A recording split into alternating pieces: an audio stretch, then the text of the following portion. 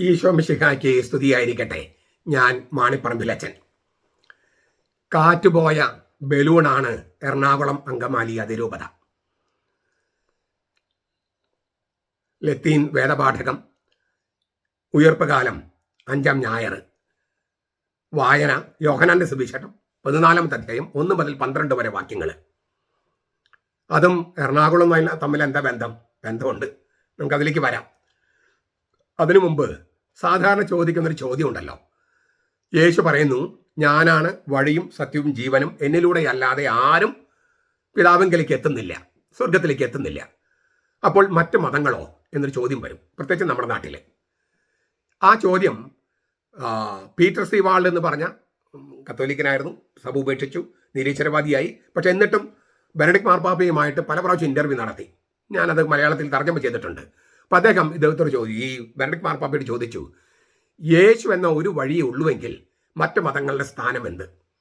അപ്പം അദ്ദേഹം പറഞ്ഞത്, ഒരു വഴിയിൽ പല ട്രാക്കുകളുണ്ട് എന്നാണ്.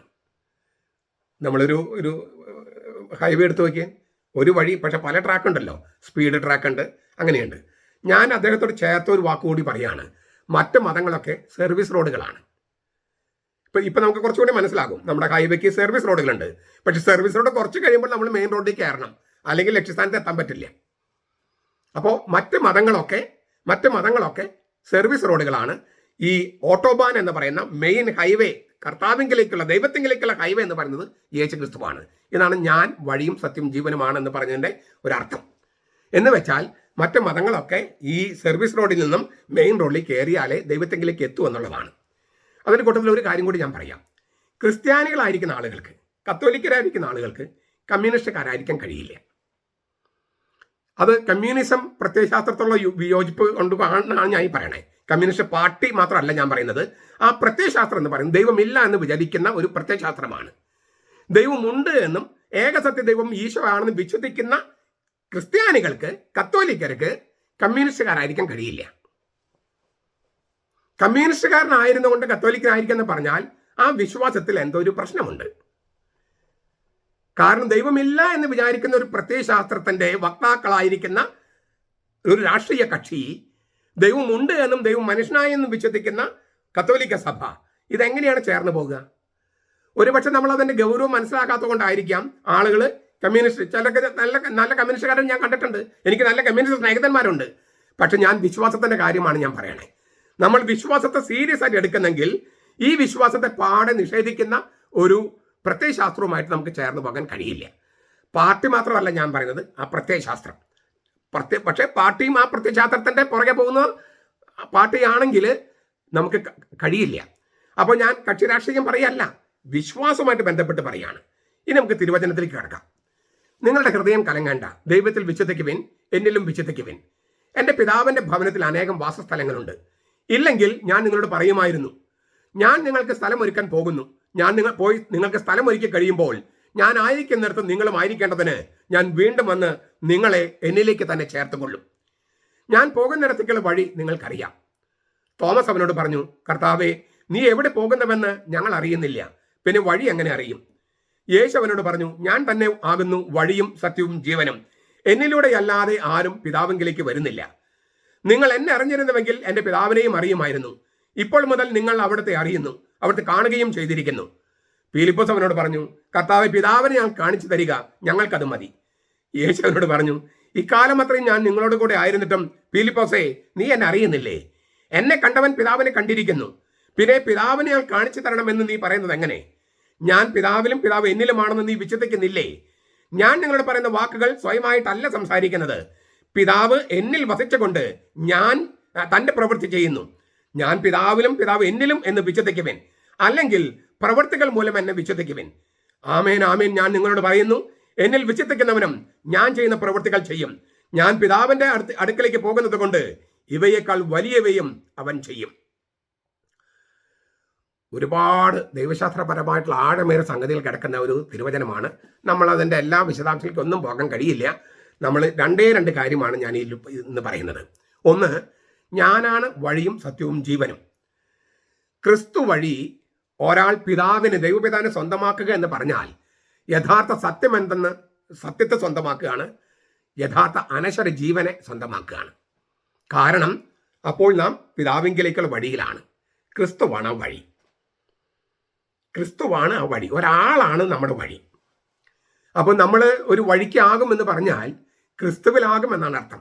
ഒരു വഴിക്കായി എന്ന് പറഞ്ഞാൽ ക്രിസ്തുവിലായി എന്നാണ്. അത് രണ്ടർത്ഥമുണ്ട്. ക്രിസ്തുവിലായവന് ഈ ലോകത്തിലെ കാര്യങ്ങളൊന്നും അത്ര അങ്ങോട്ട് ചേർന്ന് പോകാൻ കഴിയില്ല. അപ്പോൾ ഒരു വഴിക്കാവും, ഒരു വഴിക്കായി. ഞാനാണ് വഴി, ഞാനാണ് സത്യം, ഞാനാണ് ജീവൻ. ഞാനാണ് വഴിയും സത്യവും ജീവനും. ഇത് തമ്മിലെ ഒരുപാട് ബന്ധങ്ങളുണ്ട് പല അർത്ഥത്തിൽ. ആ ബന്ധങ്ങളുടെ അർത്ഥങ്ങളൊക്കെ ഞാൻ തോമായുടെ സിംഹാസനം എന്ന പുസ്തകത്തിൽ വളരെ വിശദമായി ചർച്ച ചെയ്തിട്ടുണ്ട്. അപ്പോൾ അതുകൊണ്ട് നമ്മൾ അതിലേക്ക് കടക്കുന്നില്ല. ആ പുസ്തകം ഒരുപാട് പേരുടെ കയ്യിലുണ്ട്, നിങ്ങളത് വായിക്കുക. അല്ലെങ്കിൽ നമുക്ക് അതെല്ലാം ചർച്ച ചെയ്യാമെന്ന് പറഞ്ഞാൽ ഒരു 2-3 മണിക്കൂർ മിനിമം വേണം. അപ്പോൾ അതിലേക്ക് നമ്മൾ പോകാതെ ഇതിലത്തെ ഒരു കാര്യത്തിൽ മാത്രം മൂന്നാണ്. അപ്പസ്തോല പ്രവർത്തനത്തിൽ സഭയാണ് വഴി അല്ലെങ്കിൽ മാർഗം എന്ന് വിളിക്കണേ. സ്ലീഹന്മാരുടെ നടപടി 9:2, 19:9, 19:23 മാർഗം എന്ന് പറയുന്നത് സഭയാണ്, വഴി എന്ന് പറയുന്നത് സഭയാണ്. എന്തുകൊണ്ടാണ് സഭയെ മാർഗം എന്ന് വിളിക്കുന്നത്? കർത്താവ് പറഞ്ഞ ഞാനാണ് വഴി, എന്നിട്ട് പറയാണ്, അപ്പസ്തോല പ്രവർത്തനങ്ങൾ തന്നെ പറയാണ് സഭയാണ് വഴി, സഭയാണ് മാർഗം. ക്രിസ്തുവിന്റെ ജൈവിക തുടർച്ചയാണ് സഭ, organic. The church is the organic continuation of Christ. Church is the organic continuation of Christ. ക്രിസ്തുവിന്റെ ജൈവിക തുടർച്ചയാണ്, ജീവനുള്ള തുടർച്ചയാണ് സഭ. അതിനാൽ പിതാവിലേക്കുള്ള വഴി സഭയാണ്. പിതാവിലേക്കുള്ള വഴി ക്രിസ്തുവാണ് എന്ന് പറയുന്നത് പോലെ തന്നെ തിരുവചനം പറയാണ് പിതാവിലേക്കുള്ള വഴി സഭയാണ്, മാർഗം സഭയാണ്.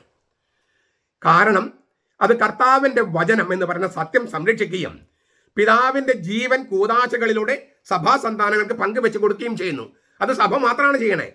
കർത്താവിന്റെ വചനം, സത്യമായ വചനം ശരിക്കും സംരക്ഷിച്ചത് ആരാണ്? പ്രൊട്ടസ്റ്റന്റുകാരാണോ 16-ാം നൂറ്റാണ്ടില്? പെന്തക്കോസ്തക്കാരാണോ ഈ 20-ാം നൂറ്റാണ്ടില്? യഹോവ സാക്ഷികളാണോ ഈ 20-ാം നൂറ്റാണ്ടില്? കത്തോലിക്ക സഭയിലെ വചനം സൂക്ഷിച്ചു വച്ചിരിക്കുന്നത്. അതിനെതിരെ അവർ പ്രവർത്തിച്ചിട്ടുണ്ട്, അത് വേറെ കാര്യം. കർത്താവിന്റെ വചനം, സത്യമായിരിക്കുന്ന വചനം, സത്യമെന്ന് പറയുന്ന വചനം സംരക്ഷിച്ചതും ആ വചനത്തിന് ജീവൻ വയ്ക്കുന്ന നിമിഷങ്ങളിലൂടെ, കൂദാശകളിലൂടെ ദൈവത്തിന്റെ ജീവൻ സഭാമക്കൾക്ക് പകർന്നു കൊടുക്കുന്നതും കത്തോലിക്ക സഭ മാത്രമാണ്. അല്ലെങ്കിൽ കത്തോലിക്ക സഭ, കത്തോലിക്ക പാരമ്പര്യമുള്ള സഭകൾ മാത്രമാണ്. ഞാൻ പറയുന്നത് ശ്ലൈഹിക സഭകൾ. റോമായുമായി പൂർണ്ണ ഐക്യമില്ലാത്തതും ചില ശ്ലൈഹിക സഭകളുണ്ട്, അതടക്കം ഞാൻ പറയണേ. ഇനി ഈ കൂദാശകളും അത് പരികർമ്മം ചെയ്യാനുള്ള പൗരോഹിത്യം ഇല്ലെന്ന് കരുതുക. അപ്പോൾ പിന്നെ സഭയില്ല, ഒരു മത ക്ലബോ ഒരു സംഘടനയായിട്ട് മാറും. ഇപ്പൊ പെന്തക്കോസ്തക്കാര് ഒരു സംഘടനയാണ്, യഹോവ സാക്ഷികൾ ഒരു സംഘടനയാണ്, പ്രൊട്ടസ്റ്റന്റുകാര് ഒരു സംഘടനയാണ്. കാരണം കൂദാശയും ഇല്ല, പൗരോഹിത്യവും ഇല്ല. പിന്നെ അതെങ്ങനെയാണ് കർത്താവിന് ജൈവിക തുടർച്ചയാവണേ, ജീവൻ പങ്കുവെച്ച് കൊടുക്കാൻ പറഞ്ഞേ, പിതാവിങ്കിലേക്കുള്ള വഴിയാവണേ? അവർ നല്ല കാര്യങ്ങളൊക്കെ പഠിപ്പിക്കുന്നുണ്ടാവും, അത് പ്രത്യയശാസ്ത്രം. സഭയാകില്ല, സംഘടനയാകും, സഭയാകില്ല. ഒരു മത ക്ലബാകും, സഭയാകില്ല. അതുകൊണ്ട് പിതാവിങ്കിലേക്കുള്ള മാർഗം എന്ന് പറയുന്നത്, വഴി എന്ന് പറയുന്നത് കത്തോലിക്ക സഭയാണ്. കാരണം ക്രിസ്തുവിന്റെ ഓർഗാനിക് ആയിട്ടുള്ള, ജൈവികമായിട്ടുള്ള തുടർച്ച കത്തോലിക്ക സഭയാണ്. അപ്പോൾ ഇതിന്റെ വെളിച്ചത്തിൽ വഴി എന്നുള്ളത് ഞാൻ പറഞ്ഞു കഴിഞ്ഞു. ഞാനാണ് സത്യം എന്ന് പറയണം, ഞാനാണ് സത്യം.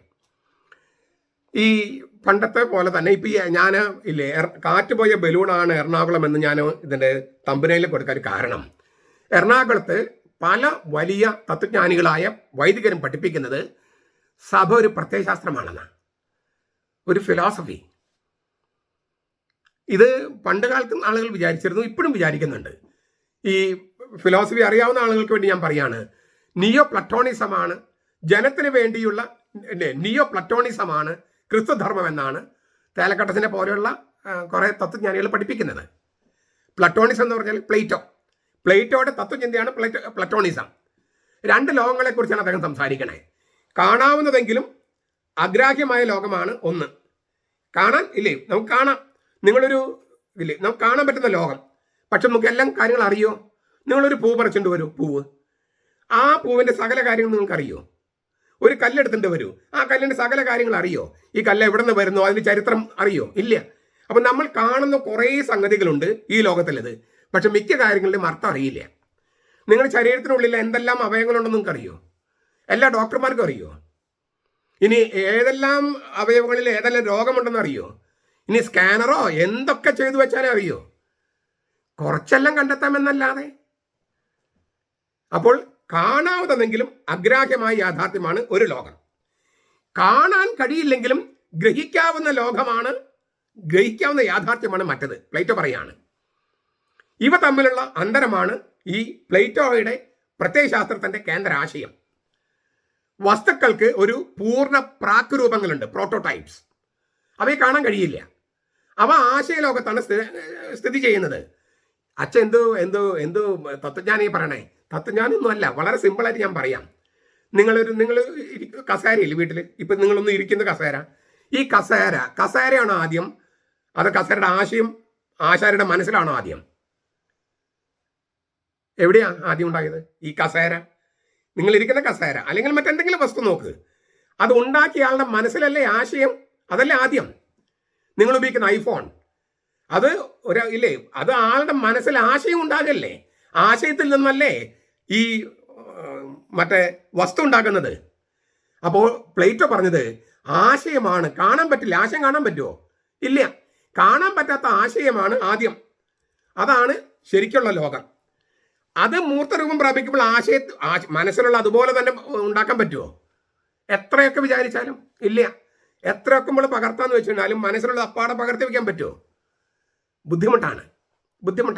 മനസ്സിലുള്ളത് മുഴുവൻ വാക്കുകളിലോ ചിത്രങ്ങളിലോ രൂപങ്ങളിലോ ഒന്നും ഉണ്ടാക്കി വയ്ക്കാൻ പറ്റില്ല. അപ്പോൾ പ്രാക് രൂപം എന്ന് അദ്ദേഹം പറയുന്നത് ഈ ആശയങ്ങളാണ്. അതിൻ്റെ അപൂർണ മാതൃകകളാണ്, അപൂർണ പതിപ്പുകളാണ് നമ്മൾ പദാർത്ഥം എന്ന് പറഞ്ഞ, വസ്തു എന്ന് പറഞ്ഞാൽ കാണാൻ പറ്റുന്നത്. അപ്പോൾ ശരിക്കുമുള്ളത്, ആദ്യമുള്ളത് ആശയമാണ്, മനസ്സാണ്. പദാർത്ഥം അതിന് ശേഷമാണ്. അതായത് പ്രകൃതിയാണ്, പ്രകൃതി, കാണാവുന്ന പ്രകൃതി രണ്ടാമതാണ്, കാണപ്പെടാത്ത ദൈവമാണ് അല്ലെങ്കിൽ ആശയമാണ് ആദ്യം. ഇതാണ് ഈ പ്ലേറ്റോ എന്ന് പറയുന്നത്. ഇതുപോലെ ക്രിസ്ത്യാനികളും വിശ്വസിക്കുന്ന എന്താണ്?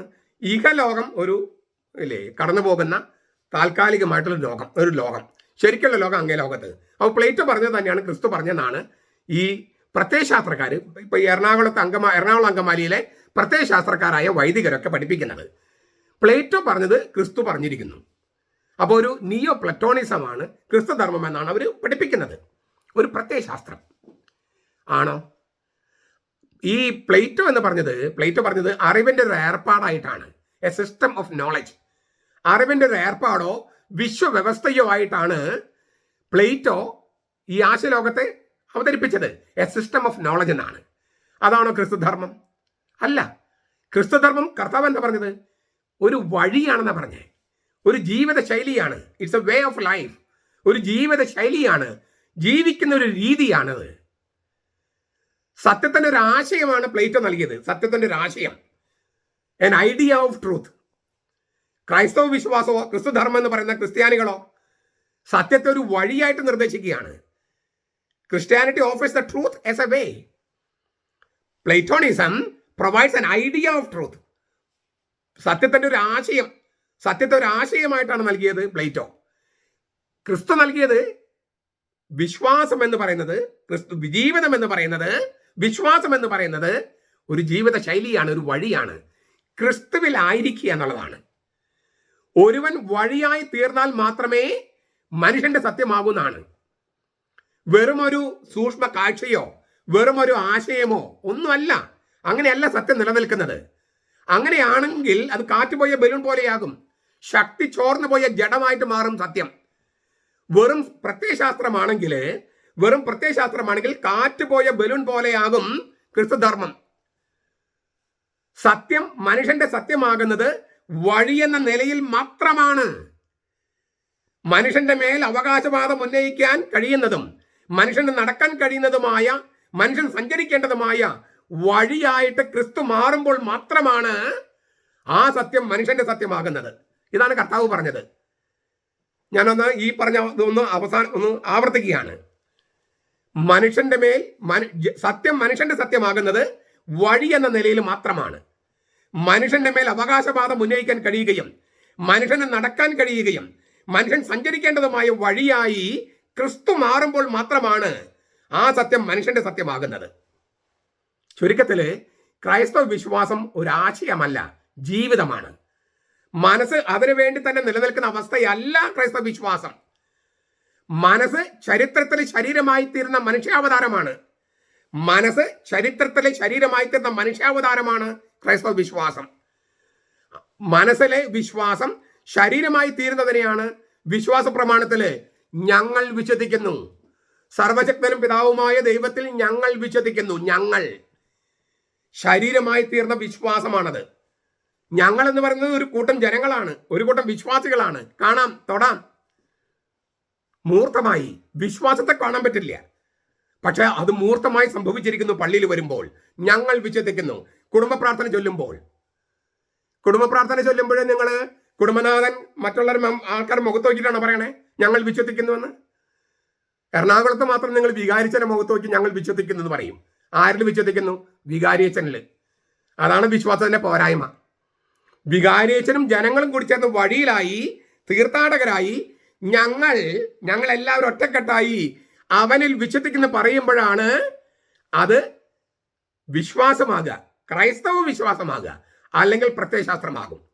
ആ പ്രത്യയശാസ്ത്രം തലയ്ക്ക് പിടിച്ചപ്പോഴാണ് മനുഷ്യനാണ് ദൈവം, മനുഷ്യന്റെ മുഖത്താണ് ദൈവം, മനുഷ്യന്റെ ദൈവം അല്ലേ, അല്ല ദൈവത്തിന്റെ ദൈവം മനുഷ്യനാണ്, ദൈവത്തിന്റെ ദൈവം മനുഷ്യനാണെന്നുള്ള ഇങ്ങനെയുള്ള പ്രത്യയശാസ്ത്രങ്ങൾ മുഴുവൻ എറണാകുളം അങ്കമാലിയിൽ കാറ്റ് പോയ ബലൂൺ പോലെ വരുന്നതിന് കാരണം, ഇങ്ങനെ ചുങ്ങിപ്പോകുന്നതിന് കാരണം അത് ക്രൈസ്തവ വിശ്വാസം അല്ലാത്തത് കൊണ്ടാണ്. ഒരു പ്രത്യയശാസ്ത്ര ലെവലിൽ നിൽക്കുന്നു. അത് കുറച്ചും ഇല്ലാണ്ടാവും. പ്രത്യയശാസ്ത്രങ്ങളൊക്കെ നശിച്ചു പോകുകയല്ലേ. എത്ര നാളുണ്ട് ഒരു പ്രത്യയശാസ്ത്രത്തിന്റെ നിലനിൽപ്പ്? എന്നാൽ വിശ്വാസം ശാശ്വതമാണ്. ചുരുക്കത്തില് ഒരു വ്യക്തി ദൈവവുമായിട്ട് ഇല്ലേ, ഒരു വ്യക്തിയുടെ മനസ്സ് ദൈവവുമായിട്ട് ഇങ്ങനെ താതാത്മ്യം പ്രാപിക്കുന്ന യോഗാത്മക സംസർഗം ഉണ്ടല്ലോ, മിസ്റ്റിക്കല്, അതല്ല ക്രൈസ്തവ വിശ്വാസം. ക്രൈസ്തവ വിശ്വാസം എന്ന് പറയുന്നത് വേറെ രണ്ട് കാര്യങ്ങളാണ്: അനുസരണം, സേവനം. അനുസരണം, ദൈവത്തെ അനുസരിക്കുക, ആ ദൈവത്തെ അനുസരിച്ച് എല്ലാവരും കൂടി ബലിയർപ്പിക്കുക, ആ ബലിയിൽ നിന്ന് കിടന്ന സ്നേഹത്തിന്റെ വെളിച്ചത്തിൽ മറ്റുള്ളവർക്ക് സേവനം അർപ്പിക്കുക. അല്ലാതെ ഒരു വ്യക്തി ദൈവവുമായിട്ട് ഇങ്ങനെ മനസ്സ് താതാത്മ്യം പ്രാപിക്കുന്ന ഒരു യോഗാത്മക സംസർഗം, ഒരു മിസ്റ്റിക്കൽ യൂണിയൻ, ചില വിശുദ്ധർക്കൊക്കെ അത് നടന്നിട്ടുണ്ട്. പക്ഷെ അതല്ല ക്രൈസ്തവ വിശ്വാസത്തിന്റെ ആണിക്കല്ല്. ഇപ്പൊ നമ്മുടെ മോശമായിട്ട് ഞാൻ പറയല്ല, പക്ഷെ ഒരു നിരീക്ഷണം പറയാ, ആന്തരിക സൗഖ്യ ധ്യാനം. നമ്മൾ എവിടെയാണ് ബൈബിളിൽ ഈ ആന്തരിക സൗഖ്യ ധ്യാനം? ഞാനങ്ങനെ കണ്ടിട്ടില്ല. അത് സൈക്കോളജിയാണ്, മനഃശാസ്ത്രമാണ്. ആന്തരിക സൗഖ്യ ധ്യാനം വേണ്ടെന്നൊന്നും ഞാൻ പറയില്ല, പക്ഷെ അതിന്റെ ഇപ്പൊ പോപ്പുലർ അല്ല, അത് തീർന്നു. ബൈബിളില് ഈ അനുസരണം, സേവനം എന്നുള്ള ഒരു കാഴ്ചപ്പാടിലാണ് കർത്താവ് അവതരിപ്പിച്ചിരിക്കുന്നത്. അവിടെ ഇല്ലേ, തീർച്ചയായിട്ടും മനന, ധ്യാന, മെഡിറ്റേഷൻസും കോണ്ടംപ്ലേഷനും ഒക്കെ ഉണ്ട്. കർത്താവ് എത്രയോ മണിക്കൂറുകൾ തനിച്ചെടുത്ത് പ്രാർത്ഥിച്ചിട്ടുണ്ട്. പക്ഷേ അതെല്ലാം സൈക്കോളജിക്കൽ ആയിട്ടുള്ള സംഗതിയല്ല, മറിച്ച് ദൈവപിതാവിനെ അനുസരിക്കുക എന്നുള്ള പോയിന്റാണ്. ദൈവപിതാവിനെ അനുസരിക്കാനുള്ള ആ തരത്തിലുള്ളൊരു ഒരു ഡയലോഗാണ്, ഒരു സംഭാഷണമാണ്. അല്ലാതെ എൻ്റെ മനസ്സും ദൈവത്തിൻ്റെ മനസ്സും ഒന്നാകുന്ന ഈ കുണ്ടിലീനി ഇങ്ങനെ പൊങ്ങി വന്ന് നിർവ്വാണത്തിൽ പ്രാപിക്കുന്ന ആ വക പരിപാടി ക്രിസ്ത്യാനികൾക്കില്ല. ക്രിസ്ത്യാനി വഴിയിലായിരിക്കുന്നവനാണ്, അതായത് അനുസരണത്തിലും സേവനത്തിലുമായിരിക്കുന്നവനാണ്. പക്ഷെ ഈ അനുസരണത്തിലും സേവനത്തിലുമായിരിക്കാൻ ക്രിസ്തുവുമായിട്ട് തനിച്ചിരിക്കേണ്ടതുണ്ട്. പക്ഷേ അത് സൈക്കോളജിക്കൽ ഇല്ലേ, മനഃശാസ്ത്രം പറയുന്ന പോലെ നമ്മിൽ തന്നെ കേന്ദ്രീകരിക്കല്ല, നമ്മിൽ നിന്ന് പുറത്ത് കിടക്കുകയാണ്. നമ്മിൽ നിന്ന് പുറത്ത് കിടക്കാനാണ് രാത്രിയുടെ ഏകാന്തതയിൽ പുത്രൻ തമ്പുരാൻ പിതാവിനുമായിട്ട് സംഭാഷണത്തിൽ ഏർപ്പെടുന്നത്. പുത്രനിൽ നിന്ന് പുറത്ത് കിടക്കുകയാണ്. പുത്രനിലേക്ക് ഉള്ളിലേക്ക് ഇറങ്ങല്ല, പുത്രനിൽ പുറത്ത് കിടക്കുകയാണ്. നമ്മൾ നമ്മിൽ തന്നെ കേന്ദ്രീകരിക്കുകയല്ല, ദൈവത്തിൽ കേന്ദ്രീകരിക്കുകയാണ്. ഇതാണ് ഈ ഹിന്ദുമതത്തിലും ബുദ്ധമതത്തിലും ഒക്കെ അവർ മനസ്സിൽ കേന്ദ്രീകരിക്കുകയാണ്, നമ്മൾ ദൈവത്തിൽ കേന്ദ്രീകരിക്കുക. ഭയങ്കര വ്യത്യാസമുണ്ട് ഇത്. അതുകൊണ്ടാണ് ഈ യൂറോപ്പും മറ്റ് രാജ്യങ്ങളും നമ്മൾ അന്തരവതാണ്. യൂറോപ്പില് ലോകത്തിന്റെ സാംസ്കാരിക മാതൃകയായിട്ട് എന്തെല്ലാം പോരായ്മകളുണ്ടെങ്കിലും അമേരിക്കയും യൂറോപ്പും നമ്മളെല്ലാം അനുകരിക്കാൻ കാരണം എന്താണ്? അമേരിക്കയും യൂറോപ്പിനെയും. അവിടെ എന്തൊക്കെയോ ഗൾഫ് രാജ്യങ്ങൾ പോലും അമേരിക്കയും യൂറോപ്പിനും അനുകരിക്കാൻ ശ്രമിക്കുന്നു. എന്തേ? അതിന് ഒരു സ്ട്രോങ് ആയിട്ടുള്ള ഒരു അടിത്തറയുണ്ട്. ആ അടിത്തറ എന്ന് പറയുന്നത് ക്രിസ്തുധർമ്മമാണ്. പാശ്ചാത്യ സംസ്കാരത്തിന്റെ ആണിക്കൽ എന്ന് പറയുന്നത് കത്തോലിക്ക സംസ്കൃതിയാണ്. ആ കത്തോലിക്ക സംസ്കൃതി മാറ്റിവെച്ചാൽ യൂറോപ്പും ഇല്ല, അമേരിക്കയും ഇല്ല. അപ്പൊ ഇവരെല്ലാം അനുകരിക്കാൻ ആഗ്രഹിക്കുന്നത് കത്തോലിക്ക സഭ എന്ന് പറയുന്ന സംസ്കൃതിയുടെ ആ അടിത്തറയിൽ പണിയപ്പെട്ട ഒരു സംസ്കാരത്തെയാണ്. ഞാൻ അത്രയും പറഞ്ഞതിന്റെ കാര്യം പ്രത്യയശാസ്ത്രമല്ല, അല്ലെങ്കിൽ ഒരു വ്യക്തിയുടെ യോഗാത്മക സംസർഗമല്ല ക്രിസ്തുധർമ്മം എന്ന് പറയാൻ വേണ്ടിയിട്ടാണ്. മനഃശാസ്ത്രം അങ്ങനെയാണ് അവതരിപ്പിക്കുന്നത്. കമ്മ്യൂണിസം പോലുള്ള പ്രത്യയശാസ്ത്രം മറിച്ചാണ് ഈ പറഞ്ഞ പ്രത്യയശാസ്ത്രമായിട്ടും ഈ സൈക്കോളജി എന്ന് പറയുന്നത് ആന്തരിക സൗഖ്യം എന്ന് പറയുന്ന മനസ്സിൽ മാത്രം ഇങ്ങനെ കേന്ദ്രീകരിച്ച് വരുന്ന ഒരു അവസ്ഥയായിട്ടൊക്കെയാണ് ഞാൻ പറയുന്നത്. ശരിയായിട്ട് മനസ്സിലാക്കുന്നവർക്ക് ഇതിനൊന്നും എതിരല്ല ഞാൻ പറയുന്നത്, പക്ഷെ അതിൻ്റെ ചില പോരായ്മകൾ ചൂണ്ടിക്കാണിക്കുകയാണ്.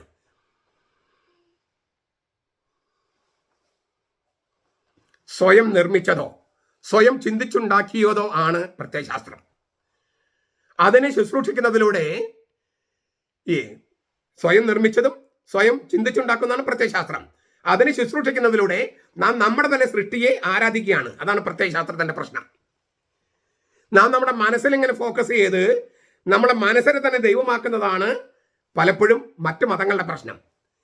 ഇത് രണ്ടിനെയും മാറ്റിയിട്ട് ഈ സ്വയം നിർമ്മിച്ചതോ സ്വയം ചിന്തിച്ചുണ്ടാക്കിയോ അല്ലാത്ത ഒന്നിനെ, അതായത് സൃഷ്ടിക്കാൻ പറ്റാത്ത ഒന്നിനെ, അതായത് ദൈവത്തെ ശുശ്രൂഷിക്കുന്നതിലൂടെ അപ്പോഴാണ് നാം നമ്മുടെ സ്വാർത്ഥതയിൽ നിന്നും മുക്തമാകുന്നത്. അപ്പോൾ സമഷ്ടി എന്ന് പറയുന്ന ഈ ലോകത്തെ ശുശ്രൂഷിക്കാൻ വേണ്ടി അത് സ്വതന്ത്രമാക്കപ്പെടുന്നു. അപ്പോൾ നമ്മൾ നമ്മുടെ ഉള്ളിൽ നിന്ന് പുറത്ത് കിടക്കുന്നത് ദൈവത്തിങ്കിലേക്ക് തിരിയുമ്പോഴും ആ ദൈവവുമായുള്ള ബന്ധത്തിലൂടെ നമ്മുടെ ആത്മാവിനെ സ്വതന്ത്രമാക്കുമ്പോൾ, നമ്മുടെ സ്വത്വത്തെ സ്വതന്ത്രമാക്കുമ്പോൾ മറ്റെല്ലാവർക്കും വേണ്ടി ജീവിക്കാൻ കഴിയുന്നു. ഇതിനാണ് ഈ അനുസരണവും സേവനവും എന്ന് പറയുന്നത്. ഇതാണ് ക്രിസ്തുധർമ്മം. ഇതിനെയാണ് ക്രിസ്തു എന്ന വഴിയാകുക എന്ന് പറയുന്നതിന്റെ അർത്ഥം. ക്രിസ്തു എന്ന വഴിയാകുക. അതിന് ഒരു കോൺക്രീറ്റ് ഉള്ള മാതൃക ഇന്ന് പ്രഖ്യാപിച്ചിട്ടുണ്ട് കർത്താവ്. ഫിലിപ്പോസ് പറഞ്ഞു, പിതാവിനെ ഞങ്ങൾ കാണിച്ചു തരിക. ഇത് പലരും പറഞ്ഞിട്ടുള്ളതാ. പത്രോസ് പറഞ്ഞിട്ടുണ്ട് യോഹന്നാൻ 13:36 പിതാവിനെ കാണിച്ചു തരിക. തോമാസ് ലീഗ പറഞ്ഞിട്ടുണ്ട്, ഇല്ലേ, കാണിച്ചു തരിക. ഇപ്പൊ ഫിലിപ്പോസ് പറയുന്നു. ശിഷ്യന്മാർ യേശുവിനോട് സംസാരിക്കാൻ ധൈര്യപ്പെടുന്നു എന്നുള്ളത് നല്ല കാര്യം. പക്ഷെ അജ്ഞതയിൽ നിന്ന് അറിവിലേക്ക് കടക്കാനാണ് ഈ ചോദ്യങ്ങൾ. നല്ല കാര്യം. അപ്പൊ ദൈവത്തെ കാണാൻ പിടിവാശി പിടിച്ച മോശെ, ഏലിയ, മനുഷ്യന്റെ അടിസ്ഥാനപരമായ ദാഹമാണ് ദൈവത്തെ മുഖത്തോട് മുഖം കാണുക. മോശ അങ്ങനെ ചെയ്തിട്ടുണ്ട്, ഏലിയ അങ്ങനെ ചെയ്തിട്ടുണ്ട്. അപ്പൊ നമുക്ക് എല്ലാവർക്കും ദൈവത്തെ കാണാനുള്ള മോഹമുണ്ട്. ദൈവത്തെ കാണാനുള്ള മോഹമാണ് വാസ്തവത്തിൽ ഈ വിശ്വാസത്തിന് അടിത്തറ. അപ്പോൾ കർത്താവ് പറയുന്ന മറുപടി എന്താണ്? എന്നെ കണ്ടിരിക്കുന്നവൻ, എന്നെ കണ്ടവൻ പിതാവിനെ കണ്ടിരിക്കുന്നു. എന്നെ കണ്ടവൻ പിതാവിനെ കണ്ടിരിക്കുന്നു. ആദർശനായ ദൈവത്തിന്റെ ദൃശ്യമായ പ്രതിരൂപമാണ് യേശു. കൊളോസ്യസ് ലേഖനം 1:15. ആത്മാവായ ദൈവത്തിന്റെ യോഹന്നാൻ 4:24 കാണാൻ പറ്റുന്ന സജീവ ഐക്കണാണ് അവന്റെ മാനുഷിക മാംസം. വചനം മാംസമായി നമ്മുടെ ഇടയിൽ കൂടാരമടിച്ചു. ദൈവമായ വചനം, ദൈവമായ ലോഗോസ് മാംസം ധരിച്ച് മനുഷ്യനായി നമ്മുടെ ഇടയിൽ കൂടാരമടിച്ചു. യോഹന്നാൻ 1:14. ദൈവപിതാവിന്റെ ഹൃദയം എങ്ങനെയാണെന്നും അവൻ ലോകത്തോട് സ്നേഹം എത്രയെന്നും ക്രിസ്തുവിന്റെ ജീവിതത്തെ അതിന്റെ സാകല്യത്തിൽ വീക്ഷിച്ചാൽ നമുക്ക് ഗ്രഹിക്കാൻ കഴിയും. കത്തോലിക്ക സഭയുടെ മതബോധനം 516 നമുക്ക് വായിച്ചു നോക്കാം. അപ്പൊ എന്നെ കണ്ടവൻ പിതാവിനെ കണ്ടിരിക്കുന്നു. ദൈവപിതാവിന്റെ കൂദാശയാണ് പുത്രൻ തമ്പുരാൻ. എന്താണ് കൂദാശ? കാണാൻ പറ്റാത്ത അദൃശ്യമായ വരപ്രസാദം, ദൈവിക ജീവൻ നൽകുന്ന കാണപ്പെടുന്ന അടയാളം. അപ്പൊ കൂദാശ എന്ന് പറഞ്ഞാൽ കാണപ്പെടുന്ന അടയാളം. കൂദാശയിൽ പരികർമ്മം ചെയ്യപ്പെടുന്നത് അദൃശ്യമായ ദൈവിക ജീവൻ. കാണാൻ പറ്റാത്ത ദൈവപിതാവിനെ കാണിച്ചു തരികയാണ് പുത്രൻ തമ്പുരാൻ. എന്നെ കണ്ടവൻ പിതാവിനെ കാണുന്നു. അപ്പൊ ഒരു ചോദ്യം ഇപ്പൊ ചോദിക്കാം. ഇപ്പം ഈ വചനത്തിന് എന്താ അർത്ഥം? ക്രിസ്തു പറഞ്ഞപ്പോൾ ശിഷ്യന്മാർക്ക് കാണാൻ പറ്റി, ഓക്കെ, അന്ന് പറയാം എന്നെ കണ്ടവൻ പിതാവിനെ കണ്ടു. കർത്താവ് മരിക്കുന്നതിന് മുൻപ്, ഉത്ഥാനത്തിന് മുമ്പ് ഒക്കെ ശരി തന്നെ. പക്ഷെ ഇപ്പൊ ഈ വചനത്തിന് എന്താ അർത്ഥം? ഇപ്പോൾ ഈ വചനത്തിന് ആർക്കാണ് യേശുവിനെ കാണാൻ കഴിയുന്നത്? അവൻ എവിടെയാണ് കാണാൻ കഴിയുന്നത്? കൂദാശകളിലെ വിശേഷിച്ച് കുർബാനയിലെ. അല്ലാതെ ഈ വചനത്തിന് എങ്ങനെ അർത്ഥം ഉണ്ടാകുക? എന്നെ കാണുന്നവൻ പിതാവിനെ കണ്ടിരിക്കുന്നു. ഇപ്പൊ ഈ വചനത്തിന് എന്താണ് അർത്ഥം? ഇപ്പൊ എങ്ങനെയാണ് യേശുവിനെ കാണാൻ കഴിയുക? എവിടെയാണ് കാണാൻ കഴിയുക? വിശുദ്ധ കുർബാന എന്ന കൂദാശകളിൽ വിശുദ്ധ കുർബാന എന്ന കൂദാശയില് അപ്പത്തിലും വീഞ്ഞിലും യേശു സജീവമായി സന്നിഹിതനാണെന്ന് വിശ്വസിക്കുന്നത് പ്രയാസമാണ്. പക്ഷേ ആ വിശ്വാസമാണ് ദൈവപിതാവിനെ കാണുന്നതിനുള്ള മാർഗം. അന്ന് ശിഷ്യന്മാരുടെ കൂടെ ജീവിച്ച് ഭൂമിയിൽ കഴിഞ്ഞ അതേ യേശു, ആ യേശു ദൈവമാണെന്ന് വിശ്വസിക്കാൻ എന്തുമാത്രം പ്രയാസം അവർക്കുണ്ടായിരുന്നുവോ അത്ര തന്നെ പ്രയാസമുണ്ട് ഈ അപ്പവും വീഞ്ഞും കർത്താവാണെന്ന് വിശ്വസിക്കാൻ. അപ്പൊ നമ്മുടെ പെന്തക്കോസ്തുകാരും യഹോവ സാക്ഷികളൊക്കെ പറയുന്നത് ഇതെന്റെ ശരീരമാണ്, ഇതെന്റെ രക്തമാണെന്ന് കർത്താവ് പ്രതീകാത്മക അർത്ഥത്തിലല്ലേ പറഞ്ഞെന്നാ? അങ്ങനെ പ്രതീകാത്മകമായ അർത്ഥമായിരുന്നെങ്കിൽ കർത്താവിന് ആരെങ്കിലും വിട്ടേച്ച് പോകുമായിരുന്നോ? ഈ വചനം കഠിനമാണ്, ഇത് ശ്രവിക്കാൻ ആർക്ക് കഴിയുമെന്ന് പറഞ്ഞ് കർത്താവിന് ശിഷ്യന്മാരെ ഉപേക്ഷിച്ച് പോകുമായിരുന്നോ? നിങ്ങളും പോകാൻ ആഗ്രഹിക്കുന്നെന്ന് പത്രത്തിൽ ചോദിക്കുമായിരുന്നോ? യൂദാസും കർത്താവ് തമ്മിൽ തെറ്റി പിരിയുമായിരുന്നോ? നിങ്ങൾ 12 പേരെ ഞാൻ തെരഞ്ഞെടുത്തില്ലേ, നിങ്ങൾ ഒരു പിശാചാണെന്ന് പറഞ്ഞത് ഈ ജീവന്റെ വചനത്തെ സ്വീകരിക്കാത്തതുകൊണ്ടല്ലേ? പ്രതീകാത്മകമായിട്ടാണ്, ആലങ്കാരികമായിട്ടാണ് കർത്താവ് പറഞ്ഞതെങ്കിൽ ആർക്കെങ്കിലും പ്രയാസം ഉണ്ടാകുമായിരുന്നോ? അപ്പൊ പെന്തക്കോസ്തുകാരെ, യഹോവ സാക്ഷികളെ, പ്രൊട്ടസ്റ്റന്റുകാരെ, നിങ്ങൾ യൂദാസിനെ പോലെ ആകരുത്. യോഹന്നാൻ 6:60 മുതൽ 66 വരെ പറഞ്ഞിരിക്കുന്ന ഈ വചനം കഠിനമെന്ന് ശ്രവിക്കാൻ ആർക്ക് കഴിയുമെന്ന് പറഞ്ഞ് കർത്താവിന് ഉപേക്ഷിച്ച് പോയവരാണ് നിങ്ങൾ. തിരിച്ചു വരണം. കർത്താവിന്റെ ആഗ്രഹം അതാണ്. എങ്കിലേ ഈ വചനത്തിനും അർത്ഥമുണ്ടാകൂ. എന്നെ കാണുന്നവൻ പിതാവിനെ കാണുന്നു. ഇപ്പൊ കർത്താവിനെ കാണാൻ കൂദാശകളിലൂടെ അല്ലാതെ ഒരു മാർഗവും ഇല്ല. അപ്പൊ ഞാനാണ് വഴി എന്ന തിരുവചനത്തിന്റെ യഥാർത്ഥ അർത്ഥം നമുക്ക് മനസ്സിലാകുകയാണ്. ദൈവത്തിലേക്കുള്ള അനേകം വഴികളിൽ ഒന്നല്ല ഈശോ. പിതാവിലേക്ക് മനുഷ്യരെ നയിക്കുന്ന ഏക പാതയാണ് യേശു.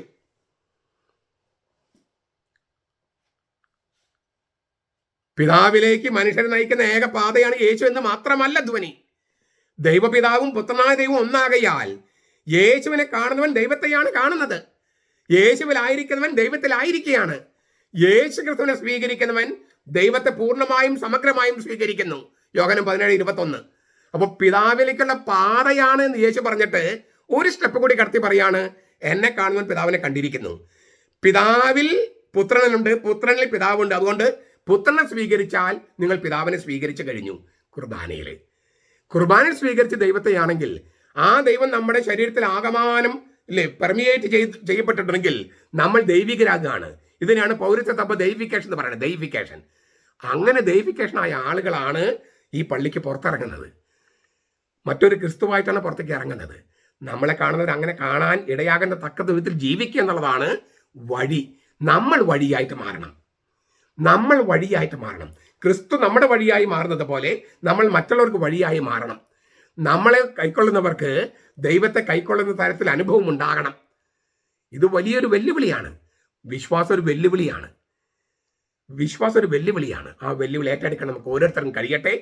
പ്രത്യയശാസ്ത്രമാണ് ക്രിസ്തുധർമ്മം എന്ന് പഠിപ്പിക്കുന്ന എറണാകുളം അങ്കമാലി അതിരൂപതയിലെ കാറ്റുപോയ ബലൂൺ അങ്കുള ആകായി മാറാതെ യേശുവാകുന്ന വഴിയിലായിരിക്കുകയും യേശുവെന്ന കുർബാനയിലെ യേശുവെന്ന ആ ദൈവത്തെ കാണുമ്പോൾ ദൈവത്തെ കാണുന്നുവെന്നും ആ ദൈവത്തെ സ്വീകരിക്കുമ്പോൾ, കുർബാനയിലെ ദൈവത്തെ സ്വീകരിക്കുമ്പോൾ ദൈവത്തെ സമഗ്രമായി സ്വീകരിക്കുന്നുള്ള ബോധ്യത്തിൽ ജീവിക്കുന്ന വിശ്വാസത്തിന്റെ മനുഷ്യരാകാൻ, പ്രത്യയശാസ്ത്രത്തിന്റെ മനുഷ്യരല്ല, കാറ്റുപോയ ബലൂണല്ല, മറിച്ച് വിശ്വാസത്തിന്റെ മനുഷ്യരാകാൻ, ക്രിസ്തു എന്ന വഴിയിലായിരിക്കുന്ന ക്രിസ്ത്യാനികളാകാൻ നമുക്ക് ഓരോരുത്തരും കഴിയട്ടെ.